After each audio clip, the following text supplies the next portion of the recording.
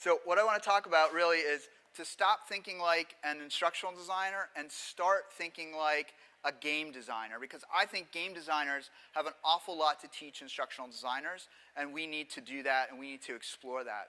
And if you want more, I literally spend my life looking at video games and thinking about, and different types of games, thinking about how they can be used from a learning perspective. So if you wanted to follow me on Twitter and kind of see what I'm saying, go ahead and do that. If you want to go there and say I'm not right, you can say that as well. So lots of really kind of interesting things there. So when I first started thinking about instructional designer and started thinking about a game designer, the first thing was, how does an instructional designer think, first of all? So this is a little metacognition. So think about, as you work with instructional designers or are one or have been one, what are kind of some things that instructional designers think about? So can anybody, and this would be maybe the interactive section where I would ask a question and someone would say, so what, yes?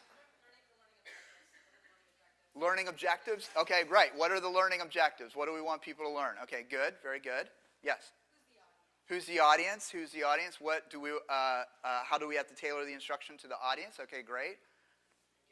Engagement. How do we engage our learners in the content? Yes? How are they going to learn it? Right, what's the instructional strategy? I always say one of the things, the difference between a technical writer and an instructional designer is strategy, right? Technical writers write what's there, instructional designers create strategies for learning, so that's kind of the difference. So think about how you frame things as an instructional designer, but then the other one is, how does a game designer think? So maybe none of you are game designers, but maybe let's take a little leap or do a little role play. So what would you think a game designer would think? Yes? Storytelling? Okay, that's a good one. Keep it engaging. Okay, yeah. Yes? Leveling up. How do we get to the next level? Difficulty. Making things difficult, right? Yes. Competition. How do we add some elements of competition? Player motivation. Okay, either you're more awake now or you're really thinking the game designer a little bit more in depth than instructional designers. So what this means is, why does this matter, right? So we've talked about a lot of things that game designers kind of do, and we've talked about some instructional designers, so let's take a look at some of those. So one of the things I always think is interesting is the first thing an instructional designer typically says is, where's the content? What content do you have? I need the content from the subject matter expert. So you're getting tons and tons of content. Sometimes it's really good content. You don't have to do a lot. Sometimes it's a subject matter expert's notes that are kind of scattered all over the place. Sometimes it's this bizarre PowerPoint presentation that you have no idea what it even means, right? But somehow that's the content. So instructional design, we focus awful lot on content, but a game designer doesn't really focus on content. They focus on actions the player should do. So when we think about designing instruction, what we really want to think about is actions the learner should do, right? So in an organization, we rarely want people to have knowledge. We want them to have a behavior. We want them to do something as the result of the knowledge, right? We want them to follow and be in compliance. We want them to do the right leadership thing. We want action taken. And because a lot of us work in kind of a, like an office type environment, the actions aren't always overt, right? Make a decision about whether or not to give this person credit or not, right? There's no real overt action. There's some kind of covert action that goes into the brain, but it's still action nevertheless that we want people to take. So an instructional designer, I always say the difference between an instructional designer and a game designer is an instructional designer thinks content first, a game designer thinks action first, activity. And if you look at task analysis, or Kathy Moore has her action mapping, that's just both of those are attempts to get at what tasks, actions, or behaviors do we actually want to drive when we create the instruction. And starting with that really becomes, I think, important. You don't have to know everything, you just have to do a certain thing. So for example, if anybody here ever, I'm like the most unhandy person that ever lived. Like I mess up calling the handyman, so I'm just not good at it. But I had to change the shower the other day, and so my wife's like, you're not calling it, I'm not paying $400 for the shower or whatever. I'm like, it's not $400, it's like $2. She's like, I don't care. So, but I had to get YouTube and change the shower thing, and I actually did it, and it actually works. Thank you, thanks. But could I ever do it again? No, right? because I didn't really learn how to do it. I was just following the instructions. But guess what? I don't need to learn how to do it. I just needed to take the actions to do it. So a lot of times our learners just need what the action is. They don't actually need to learn it. So what kind of actions can we do in a learning situation? Well, one is having people answer a question. So give them questions or things to answer right away. We used to do this thing where before some learners would come to class, we would send out a question to get people kind of genned up to come to class. Okay, so sometimes a little mischievous. So we would send out a question that had no right answer. And we said, what's the right answer? And people would come to class going, my answer is right. No, my answer is right. No, you're all wrong. Or send it out with all the right answers and have people say, mine's right, mine's right. What you're doing is generating some energy and some enthusiasm about what is that? And people come with questions when they come there. Have them make a decision right away. We did a really cool class one time. We were working for this government agency that did audits on their own company, like investigations in case somebody was, charging, $700 for a hammer or something like that. And they had very traditional instruction on how to do it. So you started out with your learning objectives, then you had your terminology, then you had your forms, then you had the model, and then finally you had a little role play. And people knew about doing an investigation, but they didn't know how to do an investigation. So we changed the training all around. It was actually face-to-face. And so when people first came into the class, we simply said, you're conducting an investigation, and a colleague has come to you and accused your boss of embezzling $10,000.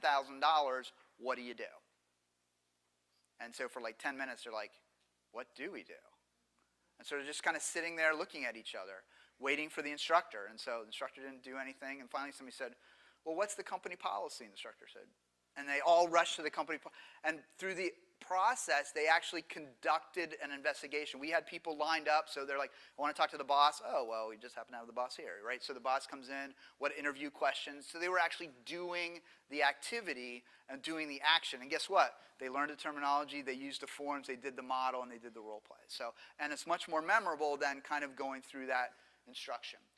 Discipline an employee. So you're a manager. We always talk about what employees can't do, but start out. Employee comes to you and does this and this and this. What are you going to do? So you have to make a decision. You have to do something right away. You have to solve a mystery, assume a role, write a proposal, violate a policy. This is always fun. Sometimes legal and regulatory aren't real big on that. Because I love their argument. Well, if there's some instruction about doing it the wrong way, our employees will do it the wrong way. And I'm like, well, then you're hiring the wrong employees, right? Why don't you hire somebody that knows the difference between the right way to do something and the wrong way?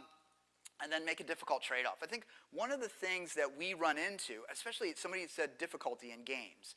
I think in instructional design, one of the really bad things that we've done is dummied down instruction so much that nobody cares. If it's that easy, people go, I don't even need to learn this. It's too easy.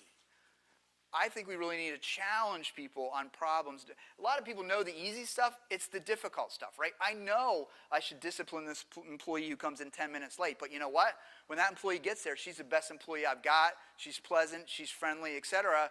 So what's the trade-off, right? Do I madly adhere to the company policy and maybe upset her and she goes somewhere else, or do I stick with what's happening? So it's not that people don't know the difference. It's they're in tough situations where they have to make trade-offs. And video games are great on that with trade-offs, right? Do I run over there and try not to get shot, or do I kind of stealthily do it? So that's one thing to think about. Now, learning objectives. Somebody had mentioned learning objectives. Sometimes I'll accidentally slip and call this learning objections. The problem I have with learning objections is that they're often closed-looped statements. So we say something like, good morning, welcome to this training class. Today you will learn 3 ways to close a sale. What does a good person say, salesperson say? Right, I got 4, you're wasting my time, right? So what we need to do is change it. What if we ask the question, do you know the #1 way sales are closed in our organization? Maybe I do, maybe I don't, right? But now you have my attention. You're not closing me off. We tend to start training an instruction with the most boring part of instruction we can possibly come up with. Today, you will learn how to whatever. I don't think we should do that. I think we need to add open loops. And an open loop kind of works like this.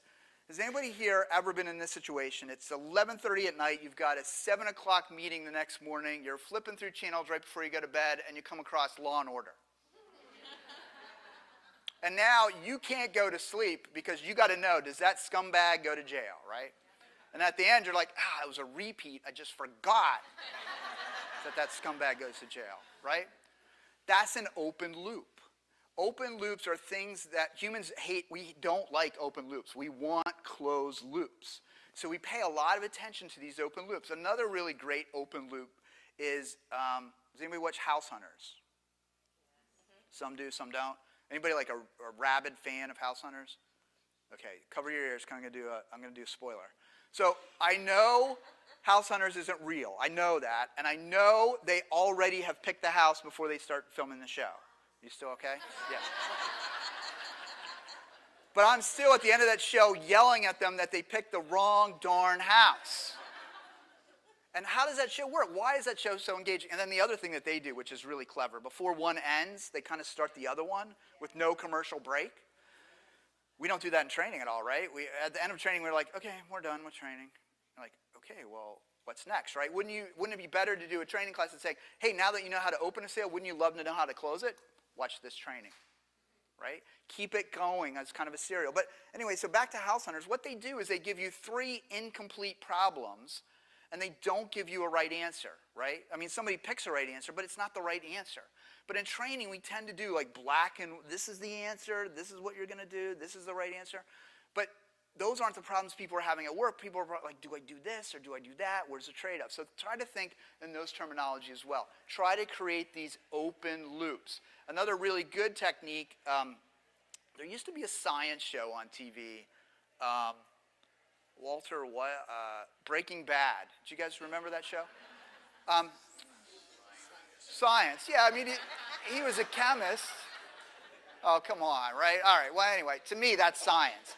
My wife is a microbiologist, so every time I tell her I'm doing research, she just starts giggling uncontrollably. Like, that's not really research, you're just asking people questions. I'm like, it's research.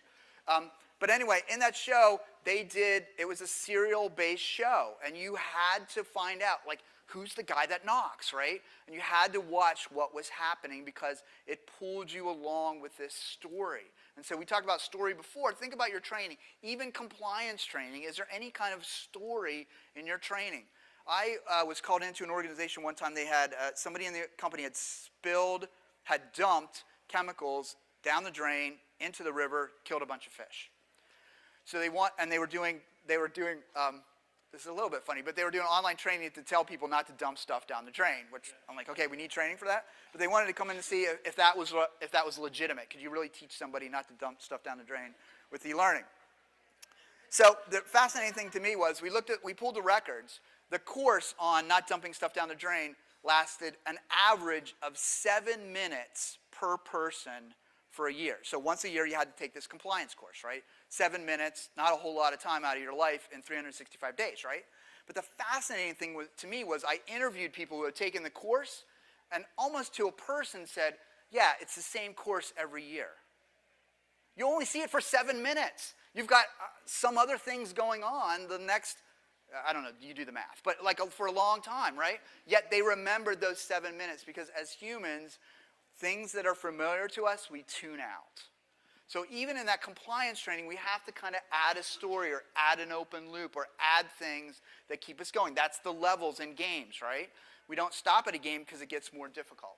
So we also need challenge. This is Ragnaros from World of Warcraft. And I just want to check my time. From World of Warcraft. And there's actually research that says that challenging a learner actually makes them more engaged than not challenging the learner. So they might complain, they might push back a little bit, but a challenge is the way to engage someone's attention. It's a way to get somebody moving or a way to get somebody thinking about content. So allow challenges in the learning. I do one, sometimes I call it the Kobayashi Maru of challenges. So if you don't know what Kobayashi Maru is, I'm going to keep you in suspense. You can Google it. But now basically it's a Star Trek term, not the old Star Trek, but not the new Star Trek, the real Star Trek. And so basically it's an unwinnable situation where Kirk has to kind of either go in and save a ship or you start literally an intergalactic war. And Kirk actually reprogrammed it. So he won this unwinnable simulation. Some people say he cheated, but he did get an accommodation. So I'll let you think about that. But before lunch, or if it's a 2-day class or whatever, I'll say to a group of learners, I'll say, look, I'm going to give you this really hard problem, and you're probably not going to figure it out. But if you want to, you can work on it, right? And boy, does that challenge people to want to work on that problem, right? They're like, I'll show that short ball guy. We're going to solve this problem, right? So they work really hard on solving those problems because it's an unsolvable problem.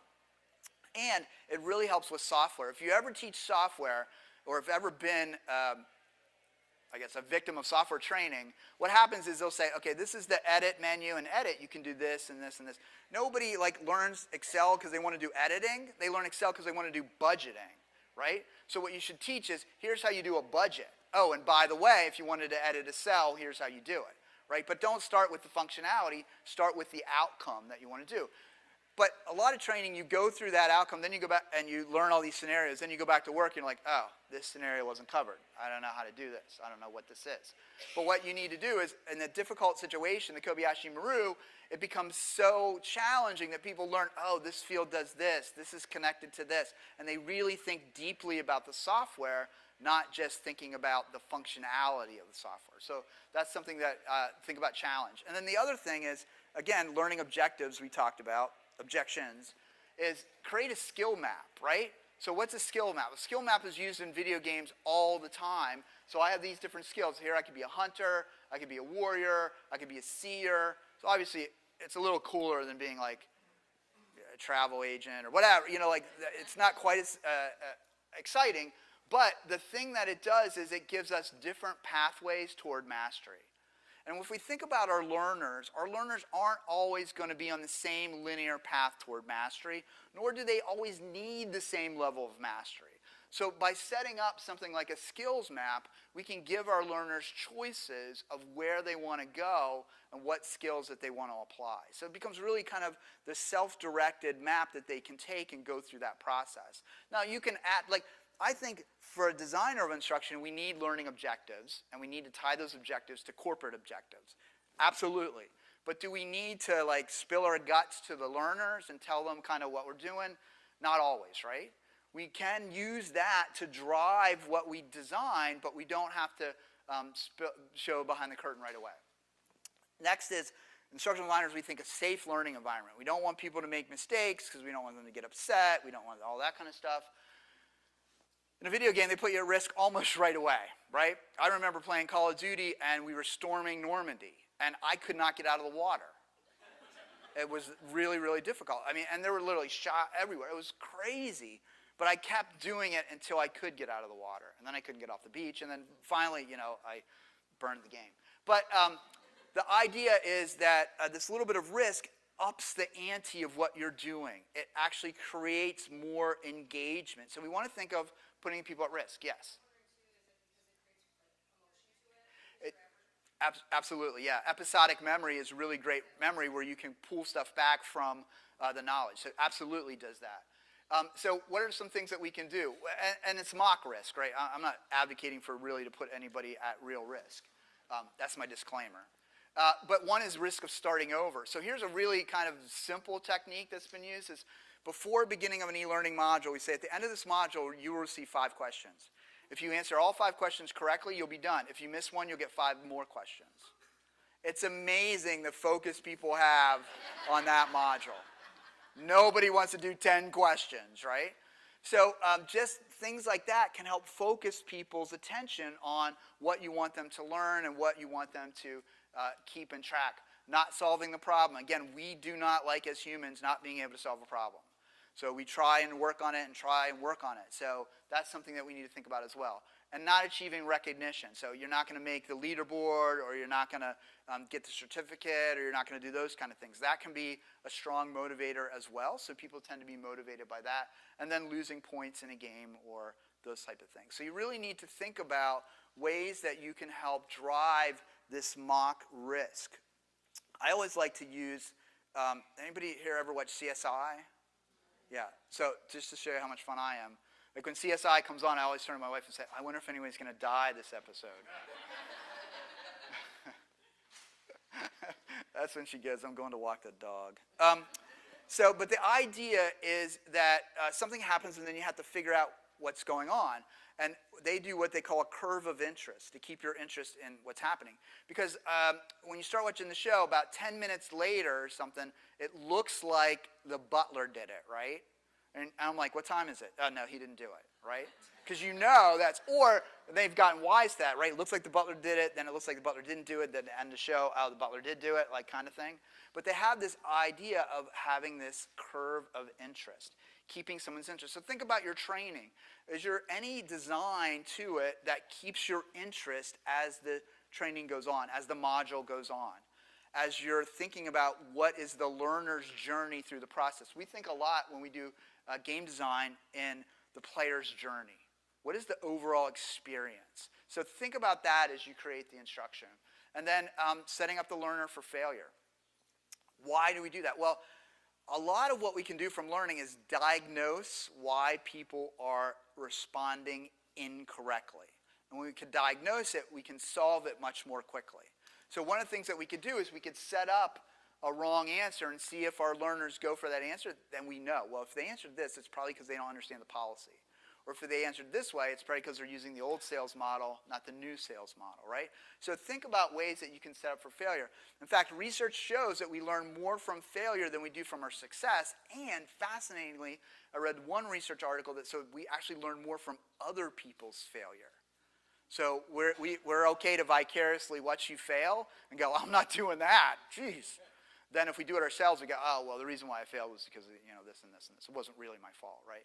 So it's really kind of interesting research on failure. And the other really interesting thing from the field of math shows that when we get a math problem wrong, it actually creates more electrostatic energy in our brain than when we get it correct. And even if we don't know we're getting it wrong, because our brain is struggling with the answers. So there's a whole school of thought called something called deliberate or desirable difficulty. And basically the premise of desirable difficulty, and this happens in games all the time, is that things that seem easy initially will not be held long term. So if you get content like, oh, I got it, 2 weeks from now, it'll be much harder for you to recall that content. If you struggle through the content and you have problems with the content and then you get the content, you'll know it almost forever. So one of the things that I argue that we need to do as instruction is we need to create these elements of desirable difficulty so that people are actually struggling a little bit with the training. Now, is this a different kind of thing? Yeah, I've had people say, oh, this is my favorite. Somebody said, oh, this question that you asked me about the customer, that's a trick question. You asked me a trick question. I don't like trick questions. You should ask straightforward questions. I said, well, let me ask you this. Has a customer ever come up to you and asked you a difficult question that you couldn't answer? And they're like, well, yeah. Isn't that a trick question, right? Wouldn't you rather go through a trick question here in a safe environment, fail at it, learn what the right answer is, and go forward, than wait, give it to you really simply, and then go out and have you fail in front of a customer? Doesn't make sense. The other thing, dealing with some high-powered learning type people, I always say there's nobody harder to teach than professors, because we know everything, and no matter what the subject is, even if it's not ours. But I always say this, and sometimes other people in professions have the same issue, but not to the degree. But I always say this, by the time you get to be a professional football player, do you think you know how to play football? Yeah, right? You do, trust me. You have to know how to play football to become a professional football player. 10 points. But yet they still practice, they still have coaches, they still go through drills. Why do they do that? Because they know they can always get better. Yet oftentimes our professionals in our organization say, oh, I don't need that training. I'm already a really good fill in the blank, right? I call not true. Trying to keep it. Anyway, the idea is that it's really incumbent upon all of us to learn. There's actually really fascinating research that shows, there's a thing about unconscious incompetence, right? We say, when somebody's new, they're unconsciously incompetent. Actually, that's not true. They're actually really competent for the first 50 hours. After that, their confidence goes up and their skills drop. So for example, if you're going to have surgery You want a surgeon who's on their first 20 surgeries, not the 21st, not the 22nd, because they get complacent, right? And then they found out that after a while, then you figure out, ooh, I'm not as good as I thought I was. You kind of go up a little bit, but then it levels off again. And the research showed that your competence never matches your confidence never matches your competence. Fascinating study. So the idea is that we can always get better and always improve. Look at video games, right? You could be a level 99 and still have the opportunity, as Elliot said, to level up. So think about ways that you can do that, set people up for failure, let them learn from their failure and move forward. So in a lot of presentations, we like to use bulleted lists, right? A lot of our training, we have bulleted lists. Bulleted lists do not live in nature, right? It's a creation that we've developed, and they're not really natural. Because the problem with the bulleted list is it's out of context, right? We think it's in context, but it's really not in context. So we really need to get away from that, get away from focusing on key topics. We always want to cover as much as possible. What we really want are storytelling. So somebody mentioned before, we talked about video games, like you either have been to this presentation before, or you guys knew all the answers in terms of the difference between an instructional designer and a video game designer. Because telling stories, there's actually research that shows that we actually recall factual information better when it's embedded in a story than we do with a bulleted list. So we really want to think about how can we weave these stories in there. Now, it can't be like the old war story that somebody tells that has no point or no information, right? We have to be purposeful about the stories that we create. But when we purposefully create a story, we can weave in the factual information, and in our brain it's called elaboration theory. Elaboration theory says basically we create multiple pathways to a piece of information. So there's some research belief that everything we've ever learned is in our brain somewhere. We just can't get it out. But the more pathways you make to that piece of information, the easier it is for you to get out. So a lot of gamification programs will have you answer a question over and over and over again. That's because it's beating down that neural pathway so you can retrieve it really quickly.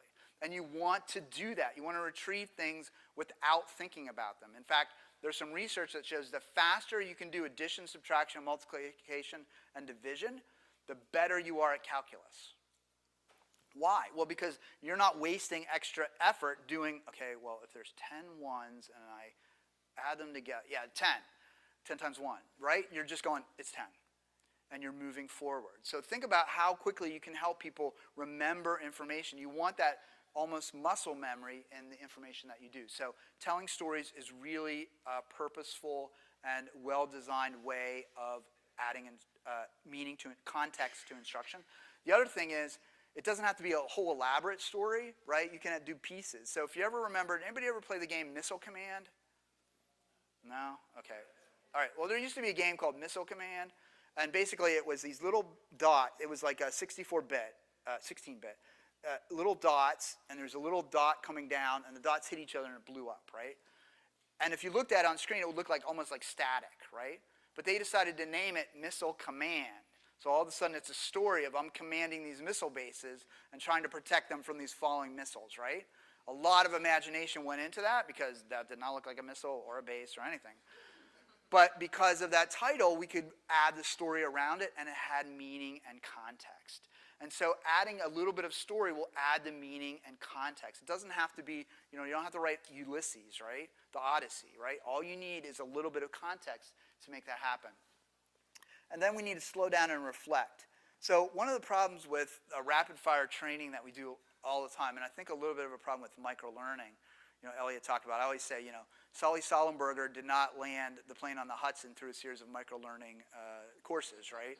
He had deep, rich experience that he was able to do that. You still need deep, rich experience. Like, don't let anybody tell you that that's not needed. But we also need reflection. There's actually I believe there's no learning without reflection. There's only experience. And the interesting thing to me about video games is I'll come to a level in a video game that I'm not able to solve. And I'll literally have dreams about trying to solve that level, right? And my mind will be working out like, well, how do I run this way? And how do I do this? And how do I do that? That's reflection. It's unconscious reflection. So for example, if you're going to use games in training, the way to do it is like this. So first of all, anybody here ever seen Johnny Carson? Okay. I've heard about him. I've never seen him. So anyway, but when Johnny would have guests on his show, he would say, oh, we have this clip of this movie. So can you set up the clip? Sets up the clip, they show the clip, and then they talk about it. That's exactly what you want to do with games for learning. You want to set up what's going to happen in the game, have the learners play the game, and then debrief them about the game. What did you learn? How would you apply it? What are you going to do with it? Just having games like in the corner for learning isn't really a good way to do it. You need to actually interweave, the research shows you need to interweave that into what's happening so that people know that it's a flow of instruction. So build reflection in.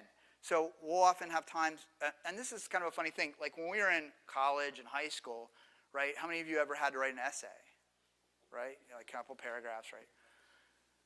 A lot of times writing is not, you don't like come up with the entire idea and write it down. You think as you're writing, right? How many people in a corporate setting have ever done writing as part of training? Yeah, a lot less, right? Why? That's a really great way to reflect on a learning experience, even if as the instructor, you don't review it or you don't go over it.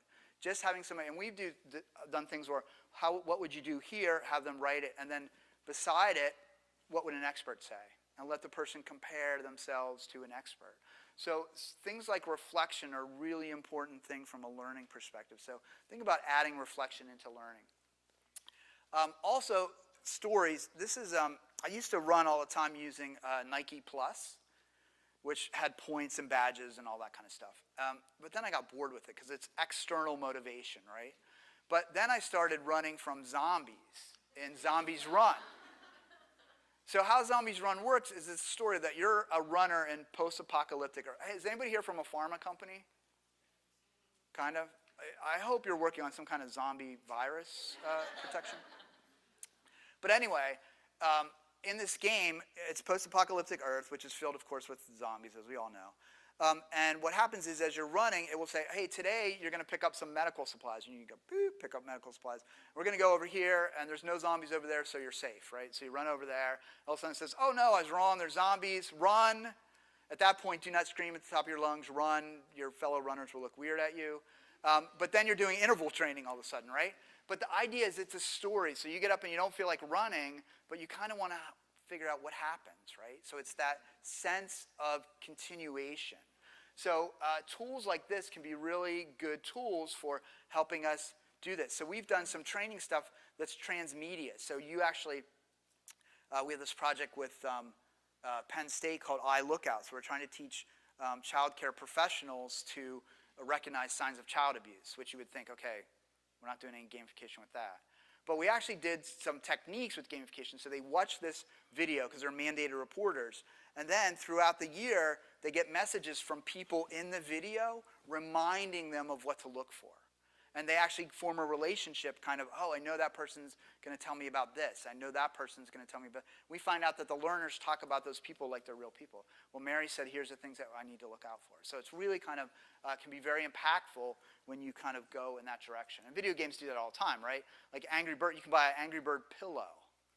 Talk about transmedia. Like, why would you buy? Anyway, so the other thing is learning often takes place in a specific order in instruction, right? You got to do this, you got to do that. You kind of talked about that before by having a different order. But also, we have a closed world. Like you can't decide where to go in a lot of learning situations. But video games have done this really well. The first video game ever to do it, it's a controversial video game, but Grand Theft Auto, right? You could drive through the city and you could literally be a criminal all day.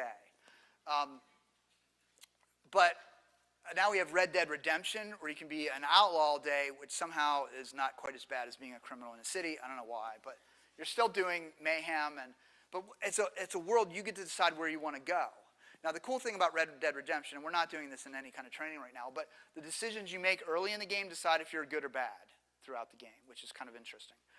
We're not there yet from a training perspective, but open worlds of where you want to go or what you want to explore can be really kind of interesting from a game perspective. And you might say, well, that's great, Carl, but I don't have the funding that Rockstar Games has to create, this. But remember back to games like Zelda, right? That was an open world exploration. You could kind of go where you wanted to go because they had these different rooms set up. And it wasn't quite like Red Dead Redemption, but it was the same kind of concept. And if we want to even get simpler, I don't know if anybody played Pitfall. It was an awesome game, mainly because of the graphics. This is on a television, and I can't tell you how excited I was. Like, I was playing Atari, and then my friend got in television. I'm like, oh my gosh, those graphics, dude, are so incredible. But here, you have simple choices. I could run, without this wall here, but I could run down, I could run this way, I could run that way, I could swing.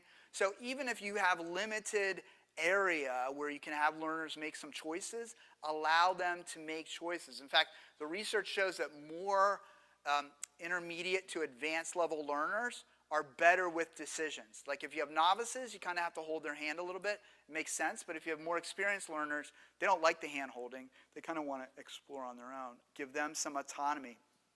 There's a motivational theory called self-determination theory. And it believes we're motivated by three things. One is autonomy, so ability to make our own decisions. The second one is mastery, our ability to feel like we can master something. Video games do that all the time, right? They give us the sense that, yeah, you can master this. And then finally, the third one is relatedness or social interaction. So those three things make up self-determination theory, and that's what motivates people to learn and to do things. So think of autonomy, mastery, and social relatedness. Also think of mastery before performance. This is one of my favorite things. A lot of times in training, we want you to know everything that you need to know before you can touch A, B, or C, right? You got to know it before you do it, and especially when you talk to subject matter experts, right? My favorite was, we were trying to teach somebody how to log into a system, and the subject matter expert is, well, first you need to know the history of computers. I'm not quite sure but why? Well, because I knew the history and I could log in really easily, right? So if everybody knew history, it wouldn't be a problem. In fact, experts are really bad at knowing what they're really good at. They actually asked, I think it was Babe Ruth, like, how do you hit so many home runs? He said, well, I watched the bat hit the ball. And they found out that was physiologically impossible, right? The way his head was turned, the way his body was turned, he was not watching the bat hit the ball, but that's what he said, right? So experts really aren't good at that. But video games throw you in and then hope you master it, right? So like Mario Kart, right? You don't get like really elaborate instructions on how to drive Mario Kart or how to use the flying turtles, shells, or anything. You just get in the car, goes 1, 2, 3, boom, you're off, right? And the first few times you get killed, but eventually you figure it out. Another really great story is we were playing the video game Incredibles with my wife, who does not like video games. But you know, she has 2 boys plus me, so she has 3 boys. And we were playing Incredible, and Dash, the really fast, had to run through the forest around a tree down a path. And she ran that Dash into the tree like 50 times in a row. And he would go, I'm the Dash, and he goes, I'm really fat. And she would keep hitting, but she was getting frustrated. But she obviously didn't have mastery of the controller, but eventually, and she wasn't going to give up, she got Dash around that tree and down that path. Of course, then he tripped over a log. But the idea was you jump in right away. You don't get this really long instruction on how to do it. You kind of figure it out as you go along. And as you figure it out, you get more and more excited about what you're doing. So definitely think about performance before mastery. It's a really good way to approach it.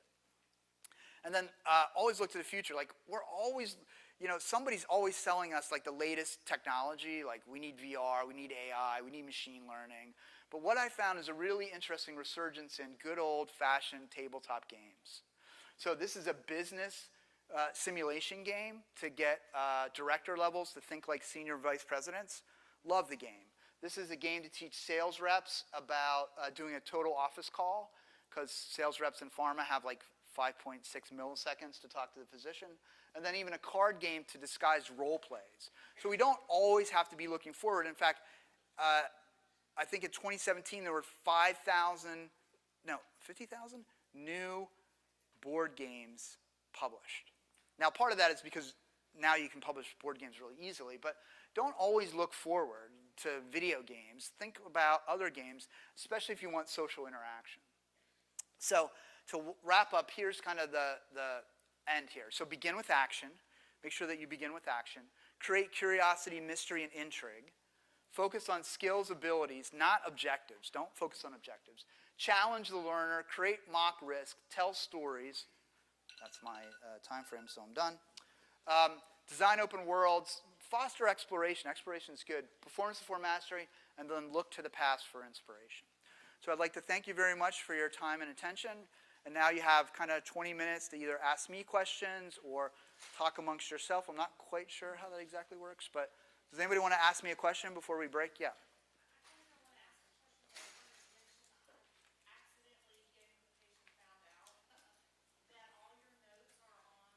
Oh, thank you. Yes.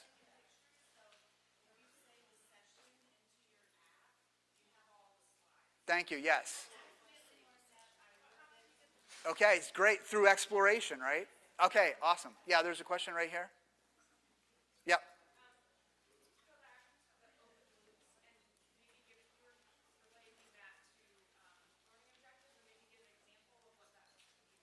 Right. So one of the things that I do for open loops are simply, a simple way to do this is questions.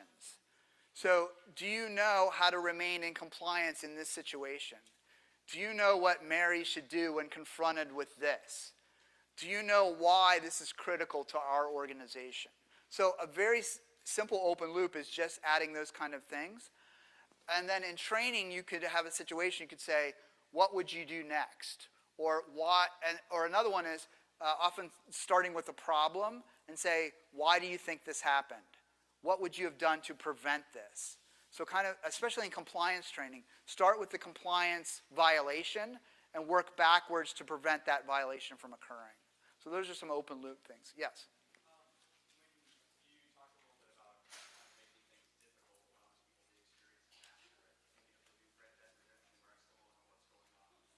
Right.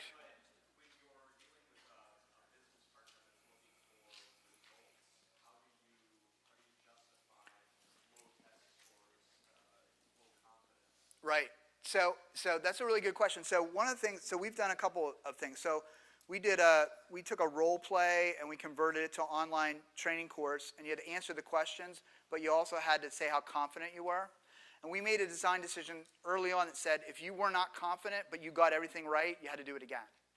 And so we had people come to us and say, hey, I got everything right. I'm not going to do this again. I don't want to be confident. And we're like, do it again.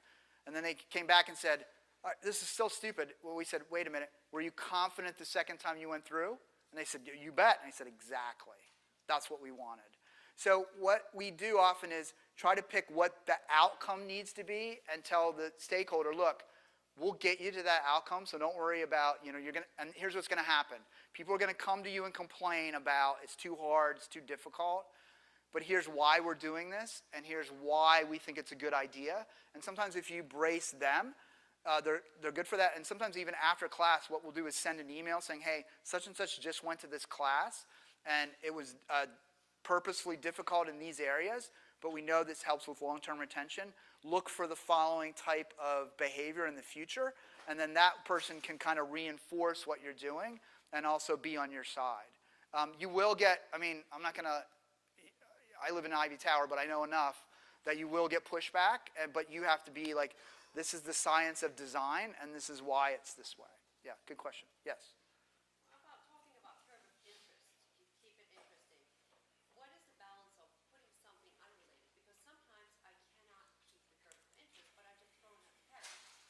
Yeah, so that's a good question. So, right. Right. I literally just had a conversation on this last night. There's two schools of thought. So one is every time we're learning and doing things, we often take a break, whether naturally or the system takes a break for us. So sometimes that can be really refreshing to kind of cleanse the learning palette and kind of move on.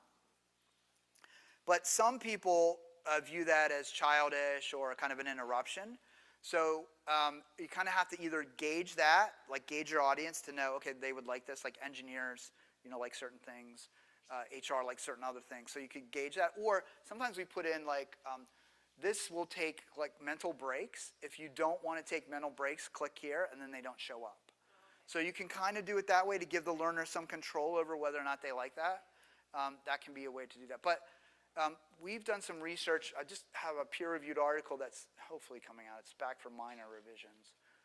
But anyway, the article takes a look at people who played a little game, answered a question, versus just answered a question. And the people that played the little game and answered the questions, learn far more, and we're far more motivated than the people that just answered the questions. Mm-hmm. Yes? Can you answer the use of like risk and reward, gaining badges or points, or is that too overdone? I mean, I've seen it where it's after every step you're after a while to get Yeah. or do you wait until the very end to do something? Okay, so with badges only have value if they're actually earned. So if you give me a badge for like logging in, it has no value. So you have to make people earn the badges. That means some people could get the badges, some people can't get the badges. And then points should have meaning. So for example, if you answer a question partially correct, you should get 5 out of 10 points. So it shouldn't be binary. It should give you information about how well you did a task. So if you have a range of points and you only get so many points, you know from that information that you didn't do the complete job. So that's a good way to use those. Can they be overdone? Absolutely. Are they overdone? Absolutely. The other thing is that the points have to be tied to, like you can't give points for everything, and they have to be tied to specific learning objectives, which are tied to business objectives, so you can pull that thread all the way through.